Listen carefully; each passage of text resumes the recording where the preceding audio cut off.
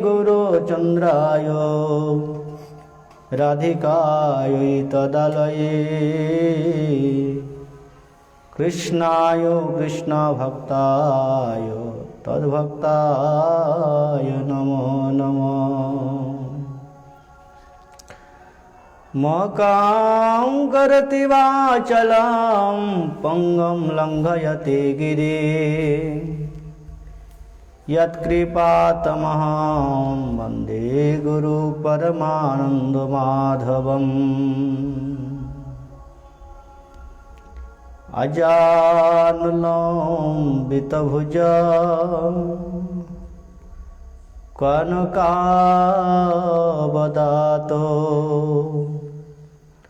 संकीर्तनैकपितरो कमलायुताक्षो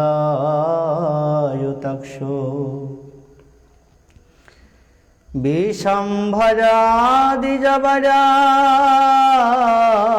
युगधर्मपालो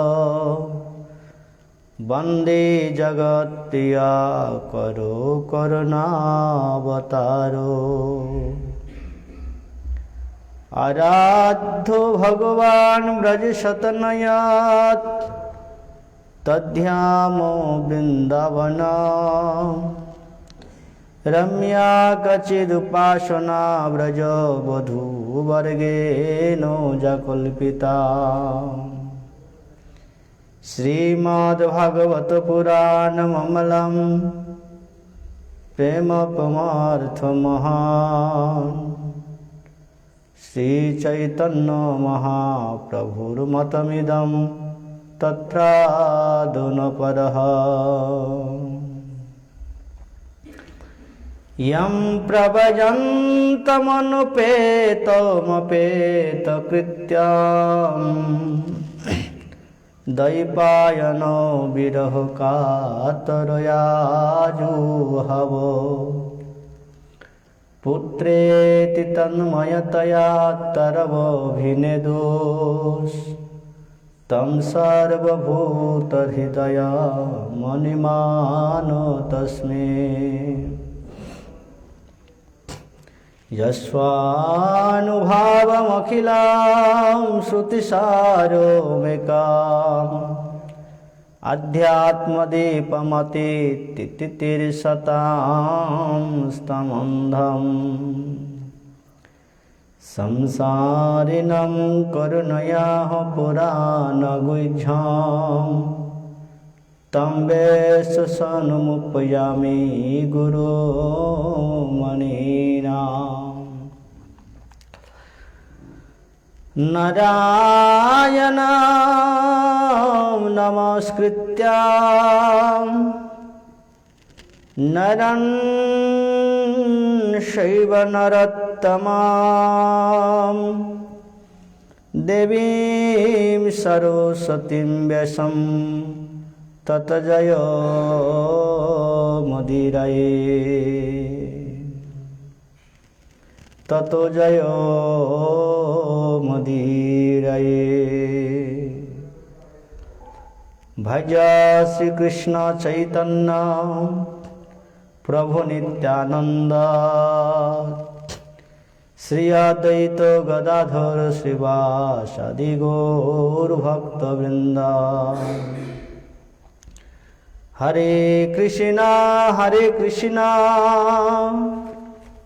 कृष्णा कृष्णा हरे हरे हरे राम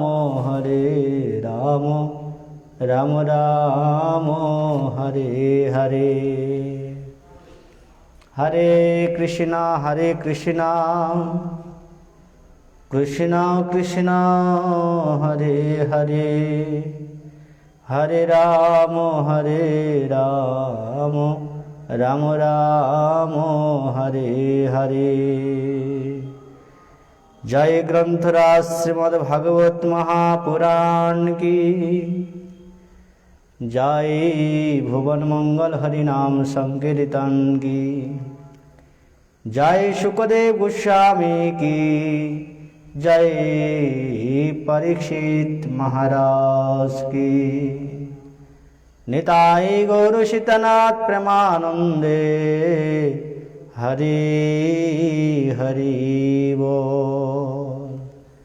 নিতাই গৌর সীতানাথ প্রেমানন্দে হরি হরি বল।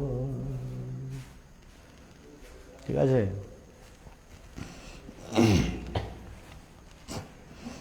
সুধী ভক্তবৃন্দ,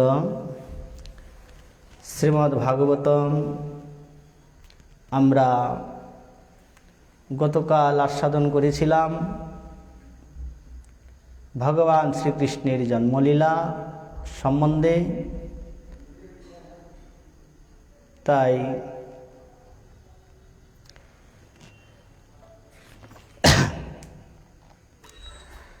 আজকে আমরা পরবর্তী অংশ আলোচনা করব।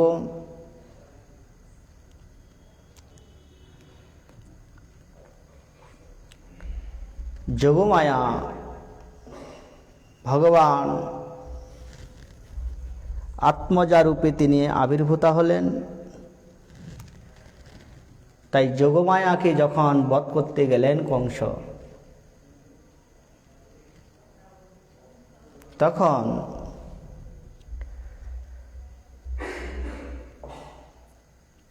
দেবকী বলেছিলেন যে দেখো, অষ্টম গর্ভের পুত্রের দ্বারাই তোমার মৃত্যু হবে। কিন্তু অষ্টম গর্ভে কি হলো? পুত্র হলো না। কি হলো? পুত্রী হয়ে জন্মগ্রহণ করলেন যোগমায়া। তো আজ দেবকী দেবী তিনি অনেক কাকুতি মিনতি করছে, দেখো ইতিপূর্বে তুমি তোমার 6টি ভাইকে, তুমি 6টি ভাগনাকে তুমি বধ করেছিলে, 6টি পুত্রকে তুমি বধ করেছ। কিন্তু দৈববাণী অনুযায়ী অষ্টম গর্ভের পুত্রের দ্বারাই তোমার মৃত্যু হবে। কিন্তু অষ্টম গর্ভে তো পুত্র হলো না, অষ্টম গর্ভে কি হলো না? পুত্রী হয়ে জন্মগ্রহণ করেছেন। তাহলে দৈববাণী অনুযায়ী তোমার কোনো পুত্রীর দ্বারা তোমার কোনো মৃত্যুর কথা বলা হয়নি।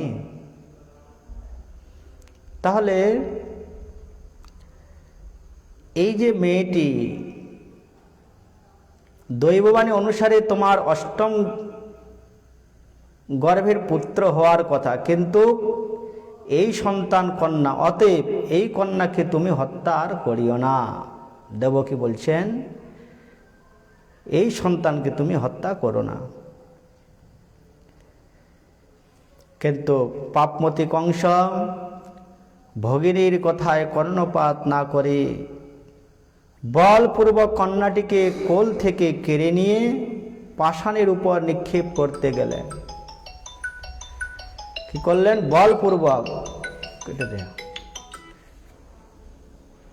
বলপূর্বক কন্যাটিকে কেড়ে নিয়ে পাষাণে নিক্ষেপ করতে লাগলেন।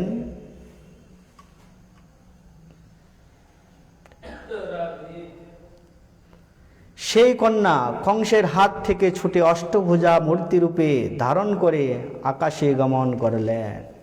আমরা সকলে জানি। তাই যোগমায়া বলছেন কংসকে,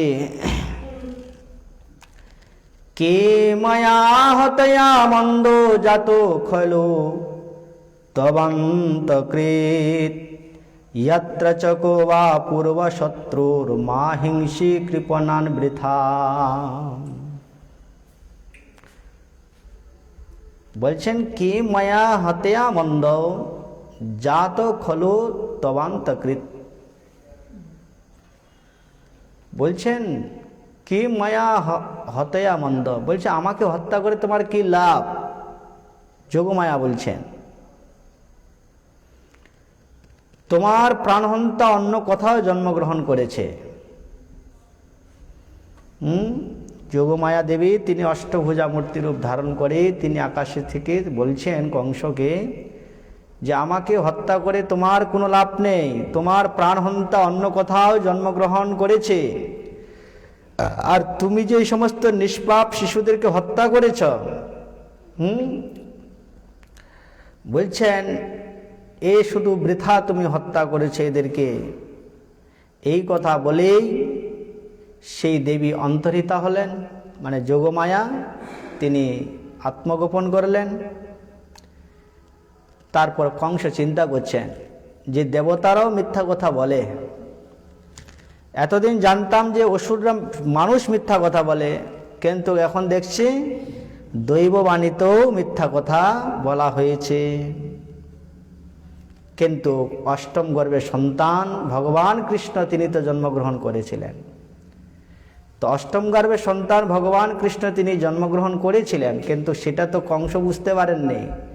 যোগমায়ার দ্বারা আগেই তাকে এখান থেকে স্থানান্তরিত করা হয়েছিল। তাই এবার বসুদেব এবং দেবকীকে কারাগার থেকে মুক্ত করে দিলেন।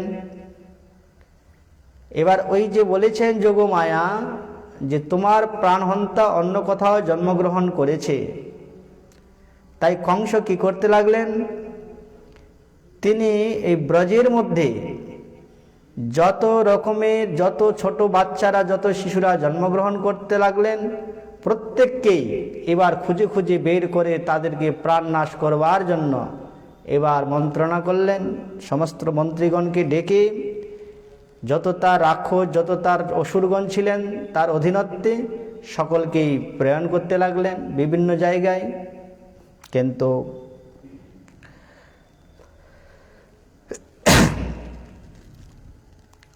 বিষ্ণুই সমস্ত দেবতার অধিপতি, গো ব্রাহ্মণগণের পালক, অতএব গো ব্রাহ্মণ বৈষ্ণবাদী হিংসাকে নিজের হিতকর বলে স্থির করলেন। বলছেন যখন গোমাতা ব্রাহ্মণ এবং ভগবান বিষ্ণুর যারা প্রিয় তাদের উপর যখন অত্যাচার হয় তখন বলছেন তাহলে বিষ্ণু বেশি দুঃখ পাবে, বেশি কষ্ট পাবে, তাই এদের উপর তিনি অত্যাচার শুরু করলেন। কিন্তু যখন বৈষ্ণবের উপর দেবতাদের উপর ইত্যাদির উপর যখন অত্যাচার হয়, ভাগবত কি বললেন না, আয়ু শ্রিয় যশো ধর্ম লোকানা শিষ এবচ হন্তি শ্রেয়াংশি সর্বাণি পুংসো মহৎ অতিক্রমঃ। মহতের চরণে শ্রেষ্ঠ ব্যক্তিগণের কাছে অপরাধ করলে আয়ু নষ্ট হয়ে যায়, শ্রিয় সৌন্দর্য নষ্ট হয়ে যায়, যশ ধর্ম সমস্ত কিছু নষ্ট হয়ে যায় তার। আয়ু শ্রিয়াম যশো ধর্মম লোকানাশিষয়েবচ হন্তি শ্রেয়াংশি সর্বাণি পুংসো মহৎ অতিক্রমঃ। যত ধরনের সদ্গুণ থাকে সমস্ত সদ্গুণ নষ্ট হয়ে যায়। তাই আজ ওইদিকে নন্দালয়ে ভগবান শ্রীকৃষ্ণ জন্মগ্রহণ করেছেন, তাই আজ গোকুলে খুব আনন্দের উৎসব চলছেন। নন্দাত্মজম উৎপরে জাতাল্লাদো মহামনঃ আহূয় বিপ্রাণ বেদ জ্ঞানম স্নাতম শুচিরলঙ্কৃতম। হে পরীক্ষিত, নন্দ মহারাজ স্বভাবতই তিনি উদার ছিলেন এবং মহাপ্রাণ পুত্র জন্মানোর তার হৃদয়ে আনন্দে পরিপূর্ণ হয়ে গেল। কৃষ্ণ জন্মগ্রহণ করেছেন, তাই আর তার প্রাণ অত্যন্ত উদার হয়ে গেল। তিনি মঙ্গল স্নানের দ্বারা পবিত্র রমণীয় বস্ত্র অলঙ্কার আদিতে সজ্জিত হয়ে বেদজ্ঞ ব্রাহ্মণগণকে আমন্ত্রণ করে তাদের দ্বারা স্তুতি বাচন করে স্বস্তি বাচন করে পুত্রের জাতকর্ম এবং দেবতা ও পিতৃগণের যথাবিধি পূজা করলেন। সুবর্ণ রূপ নির্মিত অলঙ্কারে সজ্জিত বহু সংখ্যক গাভী ব্রাহ্মণগণকে দান করলেন।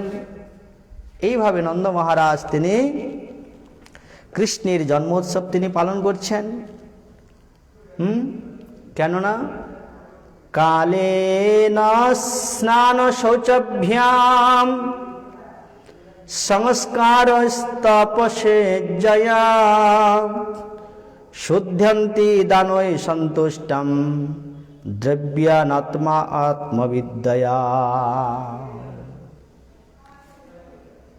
বলছেন কালের দ্বারা ভূমি শুদ্ধ হয়, স্নানের দ্বারা দেহ শুদ্ধ হয়, আর শৌচের দ্বারা মলাদি, যোগ তপস্যার দ্বারা ইন্দ্রিয় সমূহ, যজ্ঞের দ্বারা বিপ্রাদি, দানের দ্বারা দ্রব্য, মানে এক একটা জিনিসকে শোধন করতে গেলে এইভাবে শোধন করতে হবে। সন্তুষ্টির দ্বারা মন, যদি সন্তুষ্ট থাকা যায় তাহলে মন অটোমেটিক শুদ্ধ হয়ে যায়। সেইরূপ জাত কর্মাদি সংস্কারের দ্বারা সন্তানের দেহ ও মন শুদ্ধ হয়। সেই জন্য আমাদের জাত কর্মাদির দ্বারা আমাদের এই সমস্ত করতে হবে। ব্রাহ্মণগণ মঙ্গল সূচক স্বস্তি বাচন পাঠ করতে লাগলেন, ভগবান কৃষ্ণকে সকলে আশীর্বাদ করতে লাগলেন। স্বস্তি বাচন, ওম স্বস্তি ন গোবিন্দঃ, স্বস্তি ন অচ্যুতানন্ত, স্বস্তি ন বাসুদেব বিষ্ণুর্দধাতু, স্বস্তি ন নারায়ণ নরো বৈ, স্বস্তি ন পদ্মনাভ পুরুষোত্তম দধাতু। এইভাবে স্বস্তি বাচন মন্ত্র দিয়ে আশীর্বাদ করছেন। ভগবান জন্মগ্রহণ করেছেন কিন্তু ভগবানকে আশীর্বাদ করছেন। মঙ্গলম ভগবান বিষ্ণু মঙ্গলম মধুসূদনম, মঙ্গলম ঋষিকেশয়ম, মঙ্গলায় তনৌ হরিঃ ইত্যাদি মন্ত্রের দ্বারাই যেমন আশীর্বাদ করা হয়, সমস্ত ব্রাহ্মণগণাস সেভাবে আশীর্বাদ প্রদান করছেন। তাই ব্রজভূমিতে সকলে আনন্দের উৎসব শুরু করে দিলেন। ভগবান কৃষ্ণের বয়স যখন 6 দিন, সেই সময় নন্দ মহারাজ তিনি কি করলেন? কর দেওয়ার জন্য, কর প্রদান করবার জন্য তিনি মথুরাতে গমন করলেন। রাজস্ব কর দিতে হয়, তিনি কংসকে কর প্রদান করতে হয়। তো কৃষ্ণের যখন 6 দিন বয়স, সেই সময় নন্দ মহারাজ তিনি মথুরায় গমন করলেন এবং সেখানে আনন্দের সহিত আনন্দে উল্লাসিত হয়ে কংসকে বললেন যে কি বললেন যে না, আজ 6 দিন হলো আমার একটি ছোট সুন্দর একটি পুত্র হয়েছে। কংসকে সমস্ত কথা বললেন যে আমার একটি সুন্দর সন্তান হয়েছে, আজ 6 দিন বয়স হলো। তো এই কংস যখন এই কথা শুনলেন যে নন্দ মহারাজের সন্তান হয়েছে 6 দিন বয়স, নিশ্চয়ই তাহলে তিনি আমাকে মারার জন্য প্রকট হয়েছে। কারণ যোগমায়া বলেছেন যে তোমার প্রাণহন্তা কোথাও না কোথাও জন্মগ্রহণ করেছে। সেই কথার অনুযায়ী কংস তিনি চিন্তা করলেন, তখন তিনি পুতনাকে পাঠিয়ে দিলেন। পুতনাকে পাঠিয়ে দিলেন নন্দালয়ে কৃষ্ণের কাছে কৃষ্ণকে মারার জন্য। নন্দ মহারাজ তিনি বসুদেবের সাথে দেখা করলেন, অনেক কথাবার্তা হলো। বসুদেব বলছেন কর বৈবার শিকো দত্ত রাজ্ঞে দৃষ্টা বয়ম চবহাম নিহস্তম বহুথিতম সন্ত্যৎপাতস্য গোকুলে। বসুদেব তিনি সমস্ত কিছু জানতে পারতেন আগে থেকে এবং তিনি যা বলতেন সেটাই হতো, তিনি সত্যবাদী ছিলেন। তো নন্দ মহারাজ এবং বসুদেব মিত্র ছিলেন। কথা বলার পর বসুদেব বলছেন দেখো, তোমার এখানে বেশিক্ষণ অপেক্ষা করা উচিত নয়, কারণ আজ গোকুলে কোনো রকম উৎপাত ঘটতে পারে, কোনো রকম অঘটন ঘটতে পারে। তাই তুমি এই মথুরা থেকে তুমি অতি শীঘ্রই তুমি সে গোকুলে প্রত্যাবর্তন করো। তো নন্দ মহারাজ তিনি বুঝতে পারলেন যে বসুদেব ছিল সত্যদ্রষ্টা। সত্যদ্রষ্টা বলতে তিনি সত্য বস্তুটাকে তিনি দেখতে পান। তাই তিনি বিলম্ব না করে তিনি চললেন গোকুলের দিকে। আর এই গোকুলে ওইদিকে কি হয়েছে, কংসেন প্রহিতা ঘোরা পুতনা বালঘাতিনী শিশুং চচার নিয়ন্তিম পুরগ্রাম ব্রজাদিশু। এই ভয়ঙ্কর রাক্ষসী পুতনার কাজ হলো ছোট ছোট শিশুদের হত্যা করা। সে নগর গ্রাম গোষ্ঠ প্রভৃতি স্থানে শিশু হত্যা করে বিচরণ করে বেড়াচ্ছিল। হ্যাঁ, পুতনা ওইদিকে সমস্ত জায়গায় তিনি ঘুরে ঘুরে ছোট ছোট শিশুদেরকে তিনি হত্যা করছিল। ভাগবত বললেন, ন যত্র শ্রবণাদিনী রক্ষাংঘি সকর্মসু কুর্বন্তি সত্যতাম ভর্তু ইয়াতো বন্যাশ্চ যত্র ইবহি। বলে না যত্র শ্রবণাদিনী, যেখানে ভগবান কথা হয় না, যে স্থানে ভগবত কথা আলোচিত হয় না, যারা ভগবানের গুণকীর্তন করেন না, ন যত্র শ্রবণাদিনী বলছে রক্ষ অগ্নাদি সকর্মসু, সেখানে রাক্ষসরা, সেখানে ভূত প্রেত পিশাচরা, সেখানে তারা তাদের কার্য সম্পাদন করার জন্য তারা সুযোগ লাভ করে। হ্যাঁ, প্রভৃতি শ্রবণ কীর্তন বা স্মরণাদি যে স্থানে হয় না, কেবলমাত্র সেখানে রাক্ষস পিশাচাদি তাদের স্বভাব সিদ্ধ দুষ্কর্ম করতে সমর্থ হয়। তাই আজ পুতনা চলেছেন, আকাশ মার্গে তিনি গিয়েছেন। সা খেচর যে কোদপেত্যম পুতনানন্দ গোকুলাম योषिता मायात्मानं प्राविशत कामचारिणी। সুন্দর বেশভূষা ধারণ করে তিনি গিয়েছেন কৃষ্ণের কাছে। এমন সুন্দর রূপ ধারণ করে তিনি গোকুলে প্রবেশ করলেন। মস্তকের বেণীতে মল্লিকা ফুল, পরনে সুন্দর পাটের বসন, কর্ণে কুণ্ডল, যুগলে দীপ্তি, তার মুখমণ্ডল সুশোভিত। মনোহর হাস্যকারে সেই রাক্ষসী ব্রজবাসীগণের মন হরণ করে নিল। তাকে দেখে ব্রজবাসীগণ মনে করলেন বৈকুণ্ঠের কোনো লক্ষ্মী দেবী নন্দ মহারাজের ছেলেকে দর্শন করার জন্য সশরীরে আগমন করেছেন। অন্তর্যামী ভগবান সেই বালঘাতিনী পুতনাকে আসতে দেখে চোখ দুটি বন্ধ করলেন। যখন পুতনা গিয়েছিলেন তখন চোখ দুটো বন্ধ করেন, যেন অপরিচিতাকে দেখে ভয়ে ভীত হয়েছেন।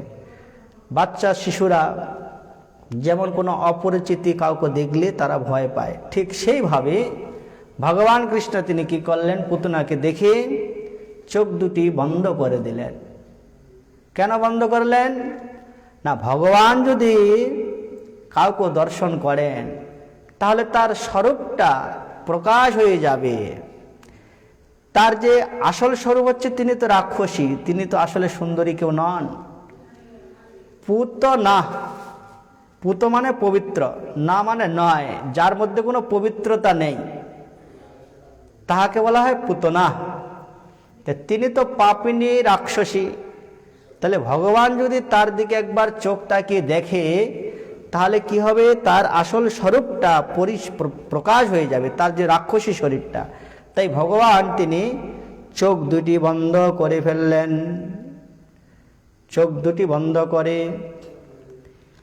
বিভূধস্য তাম বালো কামরিকাগ্রহম চরাচরাত্মহংসম নির্মিলিত ক্ষণম অনন্তমারোপয়দঙ্কমনন্তকাম যথোরোগম সুপ্তম বুদ্ধিরজ্জুধি। বলছেন যারা নির্বোধ হয়, অজ্ঞানী ব্যক্তি, কোনো নিদ্রিত সর্পকে, সাপ ঘুমিয়ে আছে, তো সেই সাপটাকে যদি কোনো দড়ি মনে করে যদি কেউ তুলে, তাহলে তার অবস্থাটা কি হবে? কোনো নির্বোধ ব্যক্তি, কোনো সাপ শুয়ে আছে, একদম চুপচাপ করে শুয়ে আছে, তো সেই সাপে যদি হাত দেয়, সেই সাপটাকে যদি তুলে, তাহলে সাপটা কি করবে? তাকে ছবল মারবে। তাই ঠিক কি করলেন পুতনা, ঠিক সেভাবে তেমনভাবে মৃত্যুস্বরূপ শ্রীকৃষ্ণকে সামান্য বালক জ্ঞানে কলে তুলে নিলেন। পুতনা মনে করলেন কৃষ্ণ সামান্য বালক। মূর্খ ব্যক্তি যেমন নিদ্রিত সর্পকে দড়ির মতো কলে তুলে নিয়ে তার প্রাণ যেমন নাশ হয়ে যায়, ঠিক তেমনি পুতনা কৃষ্ণকে একটি সামান্য বালক মনে করলেন। বালক মনে করে কৃষ্ণকে কলে তুলে নিলেন। তখন রাক্ষসীর হৃদয় কঠোর হলেও তার বাইরের ব্যবহার ছিল অত্যন্ত কোমল। তার অন্তরটা খুব, যে কখন আমি কৃষ্ণকে মারব, মেরে আমি কংসকে উপহার দেব, কিন্তু তার বাইরের স্বভাবটা ছিল খুব কোমল। কেন? তিনি মায়াবী সেজে এসেছিলেন, খুব কোমল ছিলেন।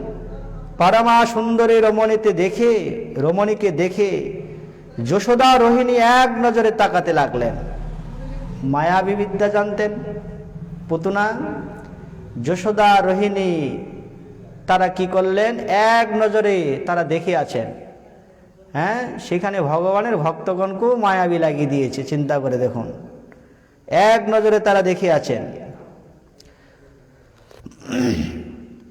তার কোনো কাজে বাধা দিতে পারলেন না, এত সুন্দর, কোনো কাজে বাধা দিতে পারলেন না। পুতনার স্তন দুটি ছিল অতি ভয়ঙ্কর বিষলিপ্ত।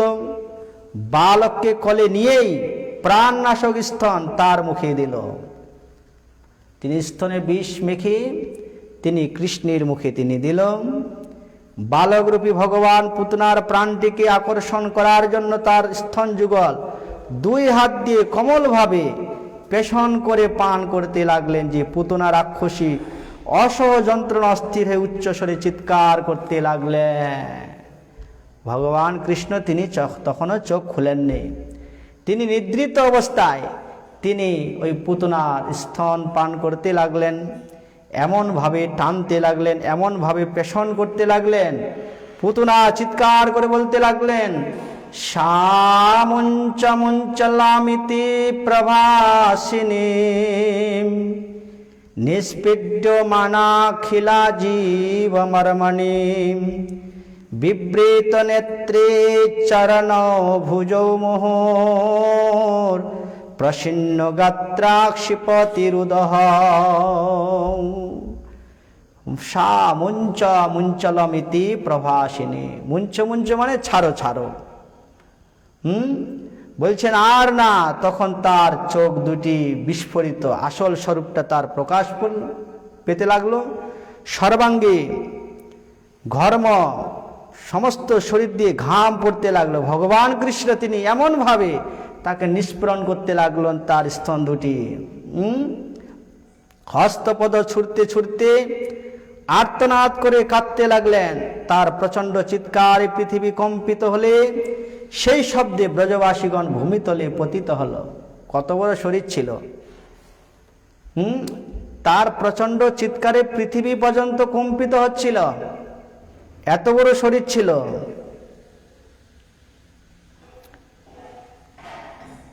এইভাবে পুতনা স্তনের পীড়ায় অত্যন্ত কাতর হয়ে নিজের প্রকৃত রাক্ষসী রূপ গোপন রাখতে না পেরে প্রকাশ করলেন।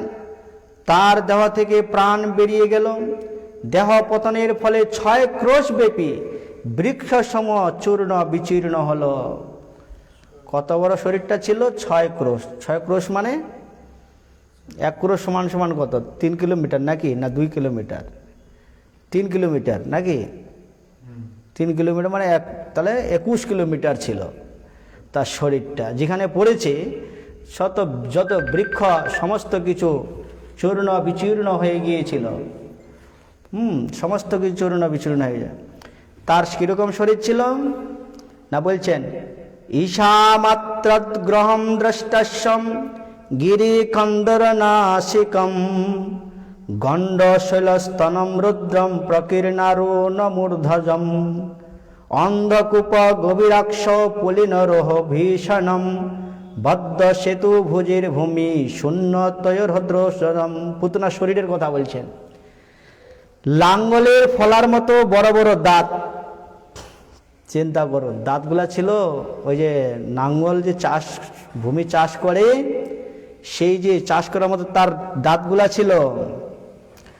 পর্বতের গুহার মতো নাসারন্ধ্র, নাকের যে ছিদ্র দুটি আছে, আমাদের যে যেমন ছিদ্র আমরা শ্বাস প্রশ্বাস গ্রহণ করি, এই শ্বাস এটা ছিল কিরকম বলছেন, পাহাড়ের সেই পর্বতের গুহার মতো। স্তন যুগল ছোট পর্বতের আকৃতি, তার দুইটি স্তন ছিল একটা পাহাড়ের মতো পর্বতের আকৃতি। পিঙ্গল বর্ণ কেশ রাশি, সেই তামাটির মতো কেশ রাশি। কঠোর প্রবিষ্ট তার চোখ দুইটি, গভীর অন্ধকূপ, অন্ধকূপের মতো ছিল তার চোখ দুইটি। জঘন দেশ উঁচু নদীর তটের সদৃশ, এই যে জানু দেশটি। আর উদরটি জলশূন্য হ্রদের মতো। উদরটা পেটটা ছিল কিরকম না, জলশূন্য পুকুরের মতো, এত বড় শরীর। পুতনার সেই বিশাল ভয়ঙ্কর দেহখানি দেখে ব্রজবাসীগণ সকলেই ভীত হলেন, আর তারা দেখতে লাগলেন। বালম চ তস্যা উরুষি ক্রীড়ন্তম অকুত ভয়ম গপ্যাস্ত্রনো সমভেত্তা জগৃহ জাত সম্ভ্রমম। বলছেন সেই কৃষ্ণ তিনি কি করছেন, বালম চ তস্যা উরুষি, ভগবান কৃষ্ণ তার উপরে, পুতনার উরুর উপরে তিনি নির্ভয়ে সেখানে তিনি খেলা করছেন। ব্রজবাসীগণ তাড়াতাড়ি গিয়ে কৃষ্ণকে সেখান থেকে নামিয়ে নিয়ে আসলেন। নামিয়ে নিয়ে এসে কি করলেন, কৃষ্ণকে বিভিন্নভাবে গোমূত্রে স্নাপয়িত্বা পুনঃ গোরজাসভারকম রক্ষাম চক্রুষ সকৃত্তা দ্বাদশাঙ্গেষু না ভবে। এটা চালিয়ে দে, জুমটা চালিয়ে দে, জুমের জন্য ফোন করছে। তো তারা প্রথমে বালককে গোমূত্রের দ্বারা স্নান করালেন। তারপর সর্বাঙ্গে গোখুরের ধুলি লেপন করালেন।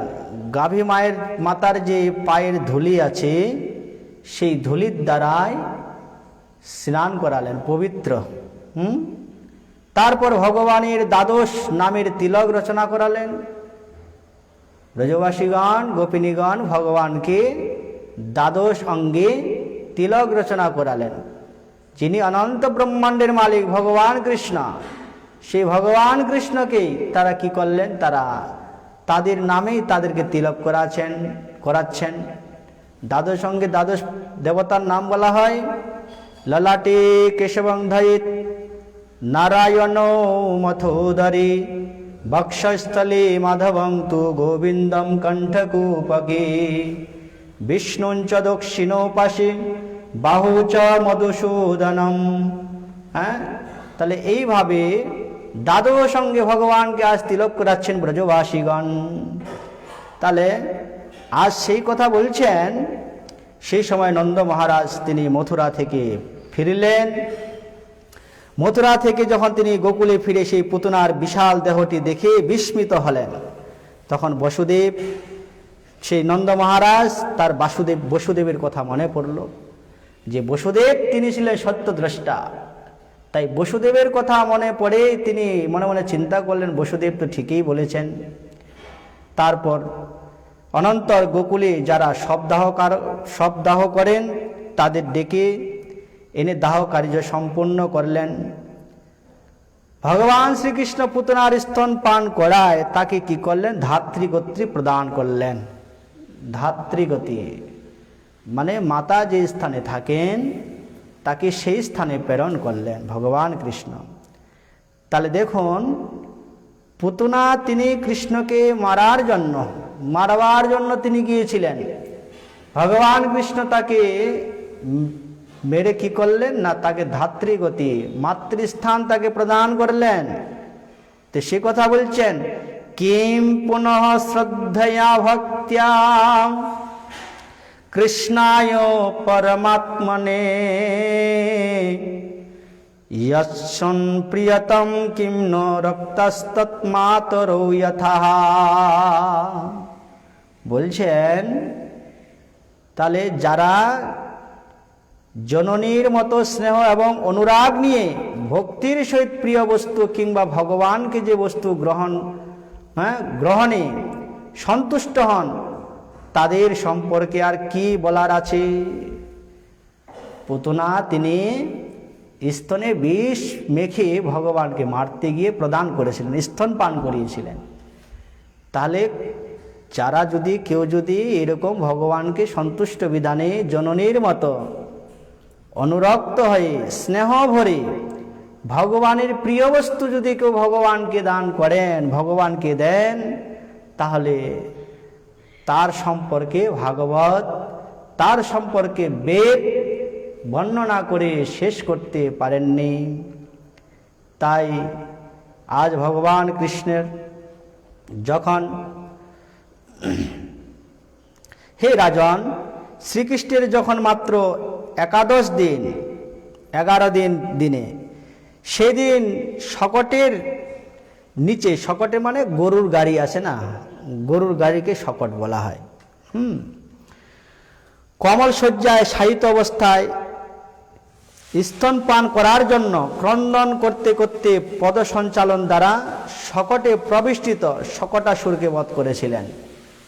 শকটাসুরকে বধ করেছিলেন 11 দিনে ভগবান কৃষ্ণ।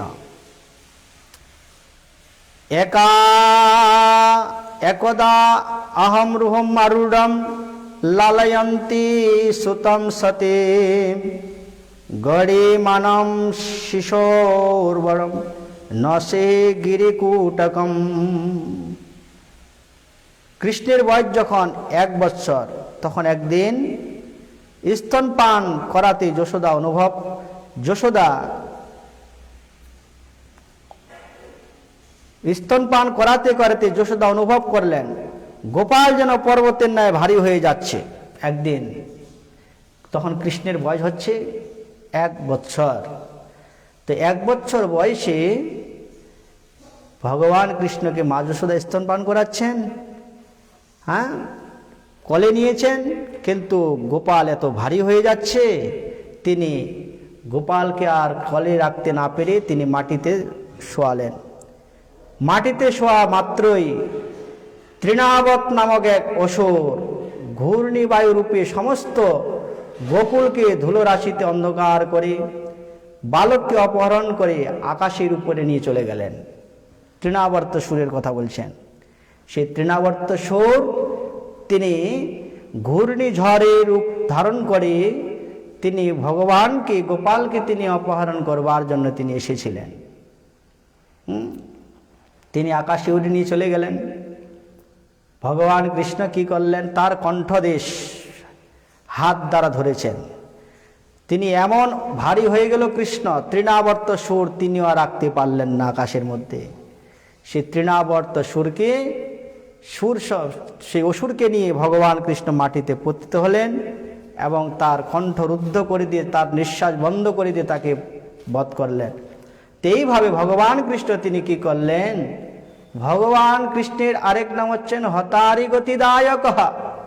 তিনি যাদেরকে বধ করেছেন, যাদেরকে হত্যা করেছেন, তাদেরকে সকলকেই তিনি শ্রেষ্ঠ গতি প্রদান করেছেন, প্রত্যেককে শ্রেষ্ঠ গতি প্রদান করেছেন। তাই এইভাবে কৃষ্ণ যখন নামকরণের সময় এসে উপস্থিত হলো, যদুকুলের পুরোহিত হচ্ছেন গর্গাচার্য। কৃষ্ণের বংশের যে কুল, যদুকুলে এসেছিলেন, তো তাই যদুকুলের পুরোহিত হচ্ছেন গর্গাচার্য। তাই বসুদেবের দ্বারা নন্দ মহারাজকে গৃহে আগমন করলে নন্দ মহারাজ অতিশয় আনন্দিত হয়ে বলতে লাগলেন, গর্গাচার্য তিনি নন্দ মহারাজের গৃহে গিয়ে উপস্থিত হয়েছেন। উপস্থিত হতেই আজ নন্দ মহারাজ বলছেন গর্গাচার্যকে, মহাৎ বিচলম নৃণাম গৃহীণাম দীনচেতসাম নিঃশ্রেয়সায় ভগবান কল্পতিরন্যথা কচিৎ। তাকে দেখি বলছেন মহৎ বিচলম নৃণাম গৃহীণাম দীনচেতসাম, বলছেন আপনার মতো মহৎ ব্যক্তিগণ আমাদের মতো গৃহমেদী এবং এরকম গৃহস্থগণকে উদ্ধার করবার জন্য নিঃশ্রেষায়, কোন রকম আপনাদের প্রয়োজন না, আমাদের প্রয়োজনের সাথে আমাদের জন্য নিঃশ্রেষায় ভগবান কল্পতে নন্যথা কচ্ছিৎ। তো এইভাবে যখন প্রার্থনা করছেন, কবিরাজ গোসাই বললেন যারা মহৎ ব্যক্তি হয় তারা অপরের কল্যাণ সাধনের জন্য তারা নগরে নগরে দ্বারে দ্বারে তারা বিচরণ করে। মহতের স্বভাবে তারিতে পামর, নিজ কার্য নাহি তবু জানতার ঘর। এই হলো মহৎ ব্যক্তিগণের কার্য। তাই গর্গাচার্য বলছেন কৃষ্ণকে দেখে, কি বলছেন, আয়াম হি রহিণী পুত্রা, বলরামকে কৃষ্ণকে দেখে, রামায়ণ সুহৃদৌ গণহাই আখ্যাসতে রাম ইতি বলাধিক্যাম বলম বিদুঃ। বলছে জানো আয়ামি রহিণী পুত্র, বলছেন তোমার এই রোহিণীর পুত্র বলরামকে দেখে বলছেন সুতরাং রোহিণীয় নামে অভিহিত হবে। সুহৃদৌ গণয় আখ্যাত রাম ইতি বলাধিক্য বলম প্রিয়। বলছেন তিনি নিজের গুণের দ্বারা তিনি সকলকে আনন্দিত করবেন। তোমার এই ছেলে বলরামের কথা বলছেন, তাই তিনি সকলকে আনন্দ রমণ করবেন, সকলকে আনন্দিত দেবেন। তার আরেক নাম হবে রাম। বলাধিক্যাৎ বলম বিদুঃ, বলছেন অনেক শক্তি বলরামের, এত শক্তি বলাধিক্যম, অধিক বল, তার চেয়ে বলবান আর পৃথিবীতে জগতে কেউ হবে না।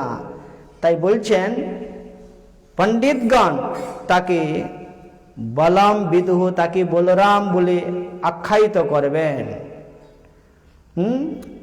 যদু নাম অপৃথক ভাবাৎ সংকর্ষণাম অশ্নুতে।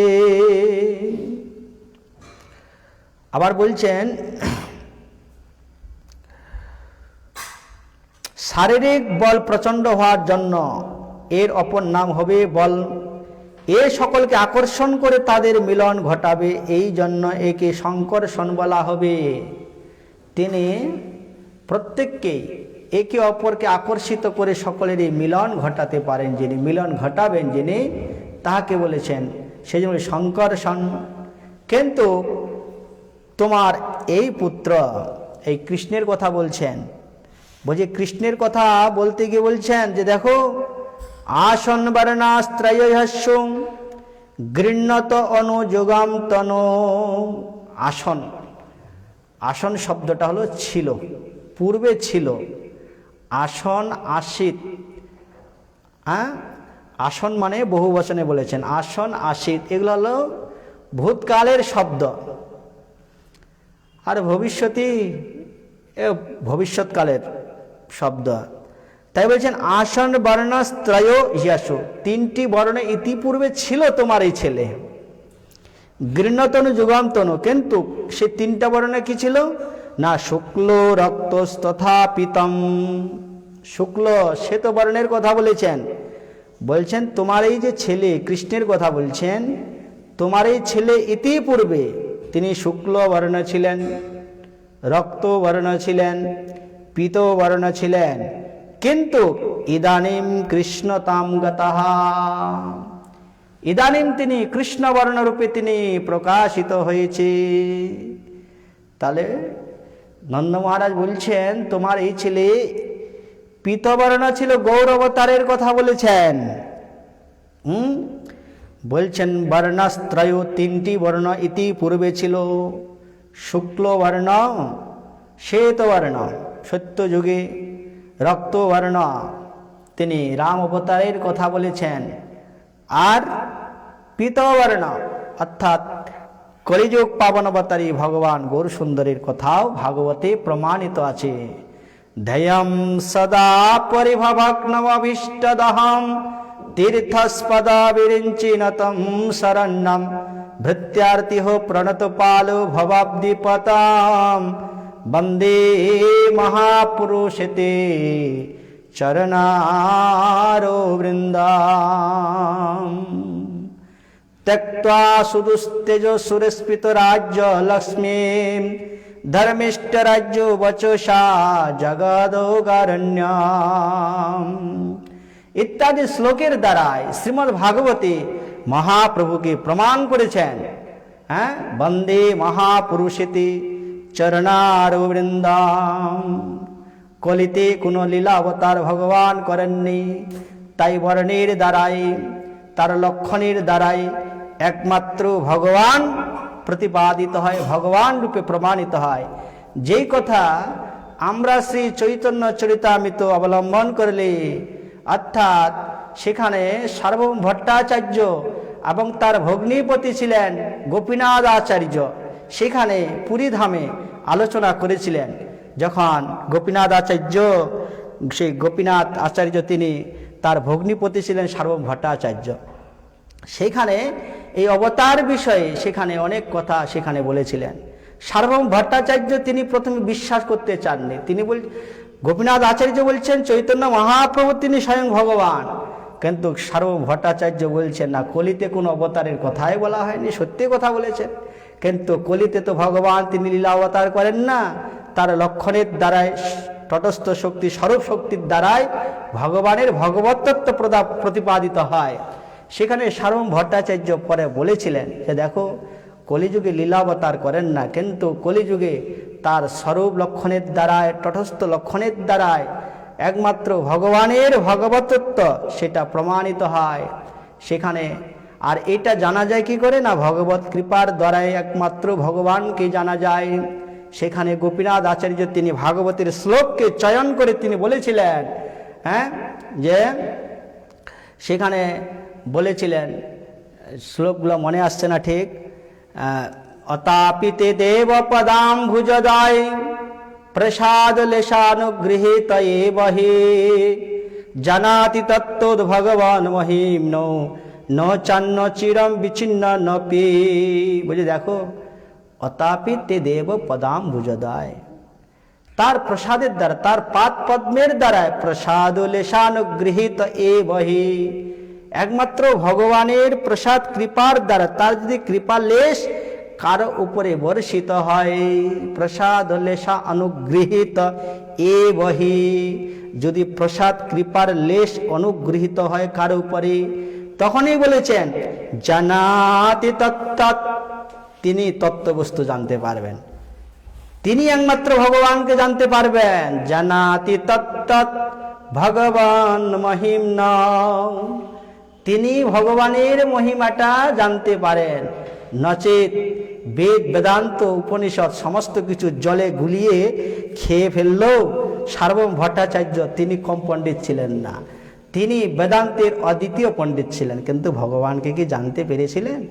সার্বভৌম ভট্টাচার্য বলেছিলেন, বলে দেখো, বলছেন তোমার সঙ্গে এত কথার নাহি প্রয়োজন, ঊষর ভূমিতে যেন বীজের আরোপণ। আর তোমার সাথে এত কথা বলছি বেকার শুধু, কিন্তু তোমার উপরে যখন ঈশ্বরের কৃপা হবে এসব সিদ্ধান্ত তখন তুমিও কহিবে, তুমিও বলবে। আমি যেসব কথাগুলো বলছি এখন, কিন্তু ঈশ্বরের কৃপাটা যখন তোমার উপরে বর্ষিত হবে না, তখন তুমিও এই সমস্ত সিদ্ধান্ত আমাকে বলবে। তাই এখানে বলছেন সে সমস্ত কথা, যে ইদানিম কৃষ্ণতাম গতঃ, তাই ইতিপূর্বে তোমার এই ছেলে পীতবর্ণ গৌর বর্ণ হয়েছিল, রক্তবর্ণ হয়েছিল, শ্বেতবর্ণ হয়েছিল, কিন্তু ইদানিম কৃষ্ণতাম গতহা, ইদানিম কৃষ্ণবর্ণ হয়েছে তোমার এই ছেলে। অনেক লক্ষণের কথা গর্গাচার্য তিনি বলছিলেন। হ্যাঁ, প্রাগয়া বসুদেবস্য ক্বচিদ জাতস্তবাত্মজাম বাসুদেব ইতি শ্রীমান বিজ্ঞাসম প্রচক্ষতে। বলছেন তোমার এই পুত্রটি পূর্বে কোনো সময় বসুদেবের পুত্ররূপে জন্ম হয়েছিল, সেই জন্য যার এই রহস্য জানেন না তারা একে শ্রীমান বাসুদেব বলে থাকেন। জানেন, যারা এই রহস্যটি জানেন তারা অনেকে বাসুদেব বলে তাকে আখ্যায়িত করেন। বসুদেবের পুত্র বলিয়া তাহাকে অনেকে বাসুদেব বলেন। কেন? কৃষ্ণ তিনি বসুদেবেরও পুত্র হয়ে এসেছিলেন। হ্যাঁ, সেখানে ভগবান তিনি শঙ্কর্ষণ, বাসুদেব, অনিরুদ্ধ, প্রদ্যুম্ন এই চতুর্ভুজের মধ্যে এক ভুজ সেখানে এসে প্রকটিত হয়েছিলেন চতুর্ভুজ রূপে। কিন্তু পরিপূর্ণ স্বয়ং ভগবান তিনি যশোদার গর্ভেই তিনি এসেছিলেন, নন্দালয়ে তিনি এসেছিলেন। তাই তোমার এই ছেলের শুধু ইদানিং কৃষ্ণতাম গতহা, ইদানিং তো কৃষ্ণ, তাই এটার নাম হবে কৃষ্ণ। হ্যাঁ, কৃষ ধাতু হন প্রত্যয় যোগে যিনি আকর্ষণ করেন। হ্যাঁ, তাহলে এই কৃষ্ণ শব্দ সেখানে নিষ্পন্ন হয়েছেন। তাহলে যার আকর্ষণ এত বেশি, তিনি শুধু জগৎকে নয়, তিনি অনন্ত ব্রহ্মাণ্ডকেও যিনি আকর্ষিত করতে পারেন। তাই তোমার এই ছেলের নাম ইদানিম কৃষ্ণ, কৃষ্ণবর্ণ হয়েছে তাই এর নাম কৃষ্ণ। তবে শুধু তোমার এই ছেলের একটি নামে শুধু ঠিক একটি নামের মধ্যে সীমাবদ্ধ থাকবে না, বহু নাম হবে তোমার এই ছেলের। কিন্তু এই জগতের মতো নাম নয়। আমাদের এই জগতে কানা ছেলের নাম পদ্মলোচন রেখে দিল, ওই রকম নাম নয়। হ্যাঁ, কালো মেয়ের নাম পূর্ণমাসী রেখে দিল, দেখতে কালো কিন্তু নাম রাখলো পূর্ণমাসী, মানে ফর্সা, পূর্ণিমা। তো এই জগতের মতো কোনো নামকরণ তোমার এই ছেলের হবে না। কিরকম নামকরণ হবে? বহুনি সন্তি নামানি, অনেক নাম হবে। নামগুলো কিরকম? রূপানুচ সুতস্যতে গুণ কর্মানুরূপাণি তন্যাহম বেদনো জনঃ। বলছেন এর যত গুণ কর্ম আছে সেই অনুযায়ী এর ভিন্ন ভিন্ন নাম বর্ণিত হয়েছে। আমি সেগুলি জানি, কিন্তু সাধারণ মানুষ তা জানেন না। গর্গাচার্য বলছেন আমি জানি সব, কিন্তু জগতের মানুষ, সাধারণ মানুষ সে সমস্তগুলা জানে না। কিরকম নাম? না, ভগবান তার গুণের দ্বারা তার বিভিন্ন নামকরণ হয়েছেন, আমাদের মতো না। তিনি যেমন সকলেই জানেন, হ্যাঁ, তিনি গোবর্ধন ধারণ লীলা করেছিলেন, তাই তার নাম হয়ে গেছে গিরিধারী। এইভাবে ভগবান কালিয়া মর্দন নাম হয়েছেন, কালিয়াসুরকে বধ করেছিলেন। এরকম এক একজন ভক্ত এক একজন নামকরণ করেছেন। তাই বলছেন বহুনি সন্তি নামানি, বহু নাম হবে এনার। তো এইভাবে গর্গাচার্য তিনি হ্যাঁ সেই ভগবান কৃষ্ণের নামকরণ করছেন। নামকরণ করে পরীক্ষিত মহারাজ বলছেন, এই সমস্ত কথা শ্রবণ করে শুকদেব গোস্বামীকে বলছেন, নন্দা কিম করত ব্রহ্মান শ্রেয়া ইব মহোদয়াম যশোদা চ মহাভাগো পাপো যস্তনাম হরি। রাজা পরীক্ষিত জিজ্ঞাসা করলেন, ভগবান নন্দ মহারাজ এমন কি সাধনা করেছিল? পরম ভাগ্যবতী যশোদা দেবী বা এমন কি তপস্যা করেছিলেন যে যার ফলে স্বয়ং ভগবান নিজের মুখে তার স্তনপান করেছিলেন? পরীক্ষিত মহারাজ জিজ্ঞাসা করছেন। কারণ যিনি অনন্ত ব্রহ্মাণ্ডের মালিক, হ্যাঁ, যিনি পূর্ণানন্দময়, যাকে আর কারো কাছ থেকে আনন্দ পাওয়ার জন্য কোনো রকম দরকার হয় না, তাহলে এই মা যশোদা এমন কি পূর্ণ করেছিলেন যার স্তনপান করেছিলেন? আর এই নন্দ বাবা এমন কি পূর্ণ করেছিলেন যে যাদের পুত্র হয়ে আজ ভগবান কৃষ্ণ পরম ব্রহ্ম তিনি এসেছেন।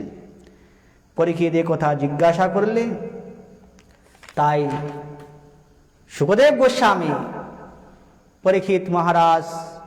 পরীক্ষিত মহারাজকে এই মা যশোদার এবং নন্দ বাবার পূর্বজন্মের কথা তিনি বর্ণনা করতে লাগলেন। আমরা সকলেই জানি যে ধরা এবং দ্রোণ তারাই এই দাপর যুগে তারা নন্দ মহারাজ এবং যশোদা হয়ে তারা আবির্ভূতা হয়েছেন। কিন্তু টিকাকারগণ অন্য কথা বলছেন।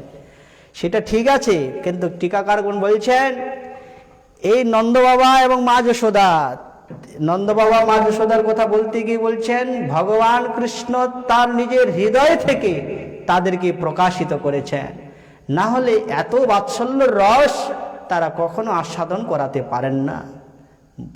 কৃষ্ণকে এত বাৎসল্য রস ভগবান কৃষ্ণকে তারা এভাবে তারা আনন্দ আস্বাদন করাতে পারতেন না। ভগবান কৃষ্ণ কখনো কখনো ঐশ্বর্য ভাব প্রকাশ করলেও সেটা নন্দ বাবা মা যশোদা বিন্দু মাত্র সেই দিকে তারা এরকম ঐশ্বর্য জ্ঞানে তারা বিভোর হতেন না।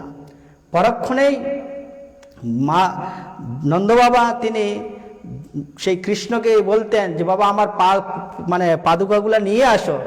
তাহলে দেখো এইভাবে বলছেন ভগবান কৃষ্ণকে তারা বাৎসল্য রস আস্বাদন করিয়েছিলেন। তাই এরপরে দামবন্ধন লীলা শুরু হবে। দামবন্ধন লীলা আমরা সকলেই আলোচনা করেছি। তো আমাদের ক্রম অনুযায়ী দামবন্ধন লীলা শুরু হবে আমার ক্রম অনুযায়ী পাঠের। তো আজকে এখানে 8টা বেজে গেছে, এখানেই সমাপ্ত করছি।